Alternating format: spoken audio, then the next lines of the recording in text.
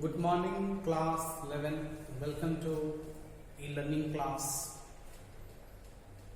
We were continuing our discussion on rotational equilibrium of a system of particles of a rigid body which is rotating about an axis. Okay. Today we shall discuss two points, two topics, small topics. Principle of movements.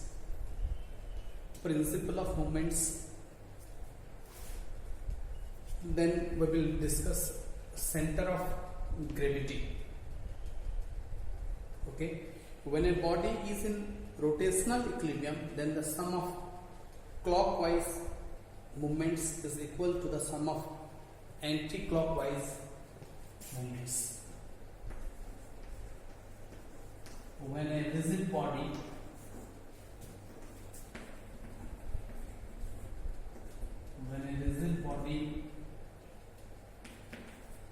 is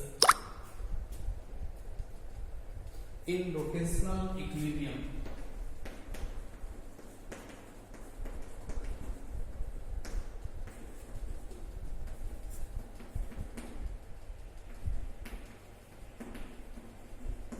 then the sum of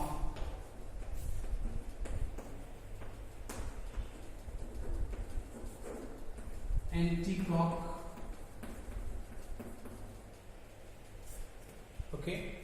anti-clock moments मतलब torque, anti-clock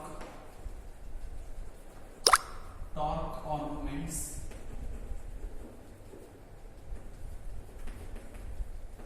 is equal to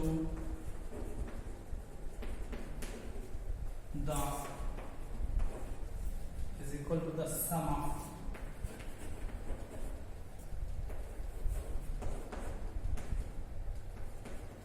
clockwise is equal to the clockwise moments.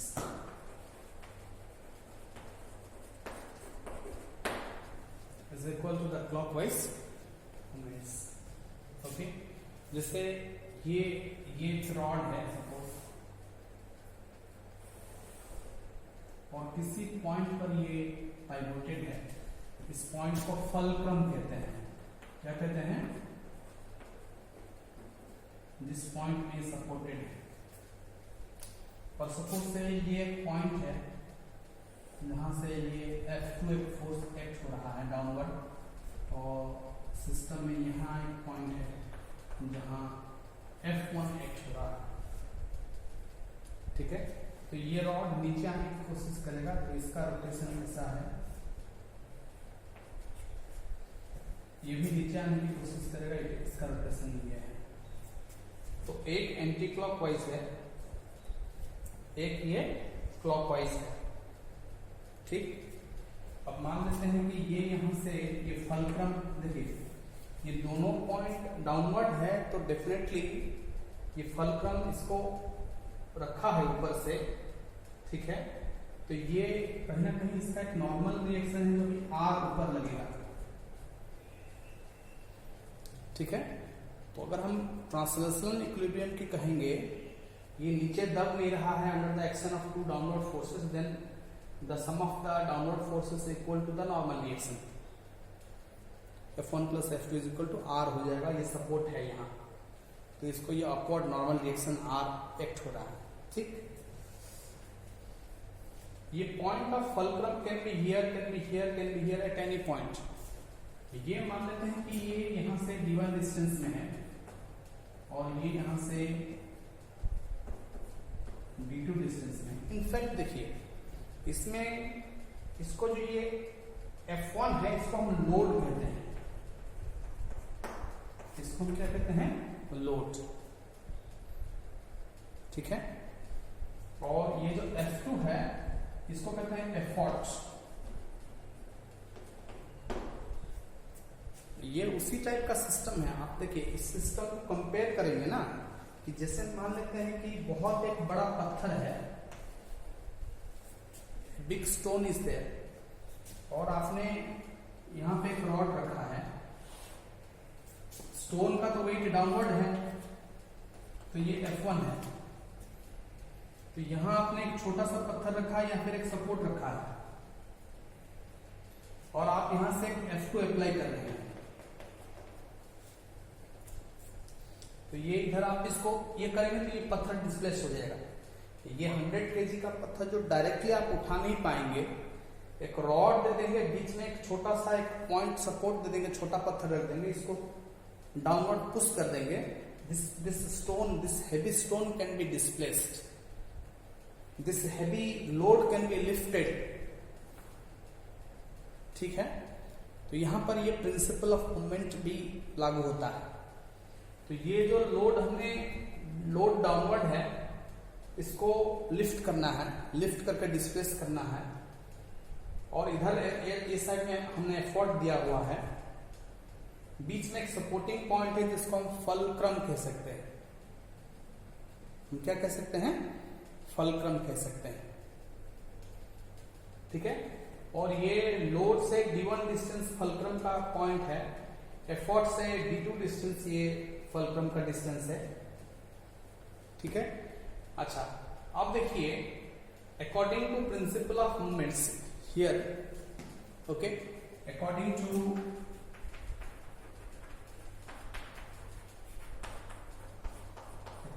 Principle of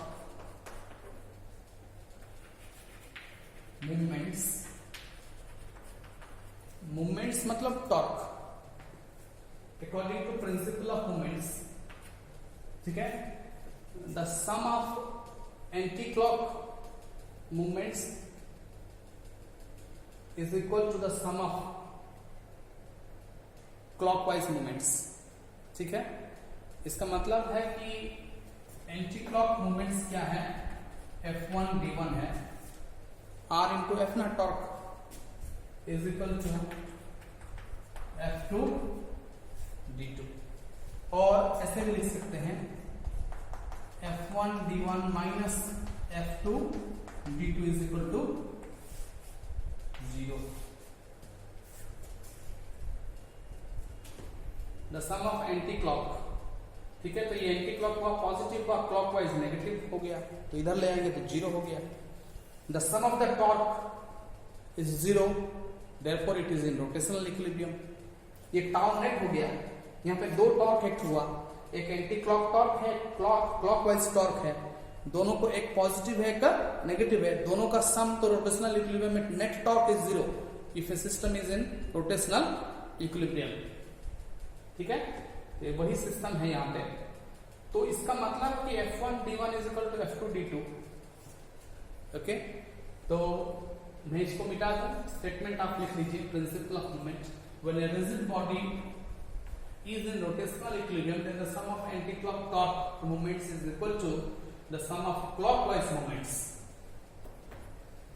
ठीक है, ये एक explanation है और ये इसका formula है कि F1 D1 is equal to F2 D2।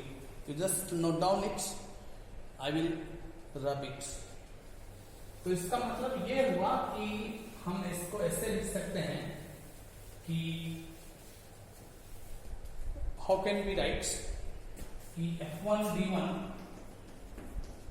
is equal to F2 D2। ये हो गया लोड, ये जो आर्म है ना, ये D1 है ना, इसको लोड, क्योंकि लोड कनेक्टेड है इस आर्म को, तो इसको लोड आर्म भी कह सकते हैं। और ये इधर एफर्ट है जो आप डाउनवर्ड पुश कर रहे हैं, तो ये जो आर्म है जो फलक्रम पॉइंट तक कनेक्टेड है, इसको एफर्ट आर्म भी कह सकते हैं। लोड मतलब इसको लिफ्ट करना है, एफर्ट मतलब जो आप अप्लाई करेंगे। ठीक, तो load into load arm is equal to effort into effort arm, effort into effort, और F1 D1 is equal to F2 D2। Okay, तो इस फॉर्मूला को यूज करके हम फाइंड कर सकते हैं कि कितना एफर्ट हम लगा देंगे तो कितना बड़ा लोड को हम उठा सकते हैं। इसका मतलब है कि F2 effort needed to lift a certain heavy object can be calculated using this formula। क्या है ये? d1 by d2 into f1, d1 by d2 into f1। ठीक है, तो नॉर्मली देखिए, नॉर्मली ये इस केस में अगर देखा जाए तो ये हैवी लोड को करेगा, तो ये d1 है और ये d2 है। ठीक है, तो ये d2 ज्यादा है और ये d1 कम है। ठीक है, तो ये कम है, ये ज्यादा है और ये एक सर्टेन लोड है, तो this ratio will be less than 1। This ratio will be less than 1। इसका मतलब है कि कम एफर्ट अप्लाई करके बहुत हैवी लोड को आप लिफ्ट कर सकते हैं यूजिंग दिस प्रिंसिपल। इस मेथड में बहुत ही कम एफर्ट अप्लाई करके बहुत हैवी लोड को आप लिफ्ट कर सकते हैं। तो वैसे तो इसको डायरेक्टली उठाने के लिए उतना एफर्ट जरूरत पड़ जाएगा अगर डायरेक्टली आप उठाएंगे, लेकिन ये अगर फलक्रम वाला सिस्टम से आप उठाएंगे, प्रिंसिपल ऑफ मूवमेंट आप यूज करते हैं, बीच में कनेक्टिंग पॉइंट लगाएंगे and you will use a rod to apply effort and you will fix a point fulcrum, then you will need very less effort to lift heavy loads।